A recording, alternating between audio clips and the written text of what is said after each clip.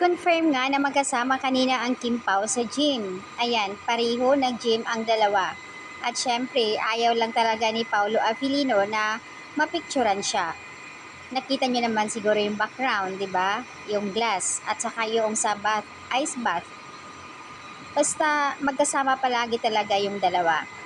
Yung gym body nila, Kim Pao. Yan talaga. Alam naman natin lahat na si Paolo Avellino is napaka-shy person. Introvert, ika nga kung tawagin. Pero yung kanyang pagiging shy person, 'di ba? Unti-unting nawawala 'yon. Unti-unti nawawala 'yon dahil nga syempre kasama niya si Kimi. Si Kimi naman nababawasan yung pagka-baby talk niya, yung kanyang pagiging basta siguro nga nagkakaintindihan ng dalawa eh. Yun yung kagandahan dito na talagang may mga bagay na minsan hindi pabor, so napag-uusapan nila. Guys, alam naman nating lahat na si Paolo Avellino talaga masyadong pribado ang buhay niya. Noon pa naman talaga, kilala na natin lahat yan.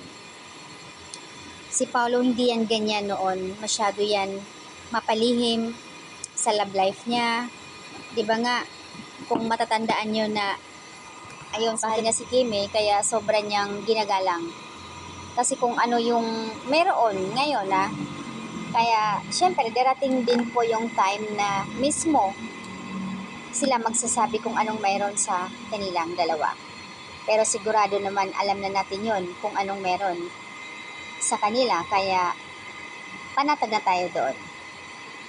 Basta ang mahalaga yung kung paano inaalagaan ni Pao si Kim, at masaya na tayo doon sa palagi nilang pagsasama sa gym, bike, yun. Lalo na lagi magkasama ngayon, syempre sa movie nila, sa taping, sa set, di ba? Kaya andoon yung talagang panatag na tayo. Pero ang ito lang masasabi ko nga, na yung pagiging private person ni Pao, unti-unting nag-a-adjust.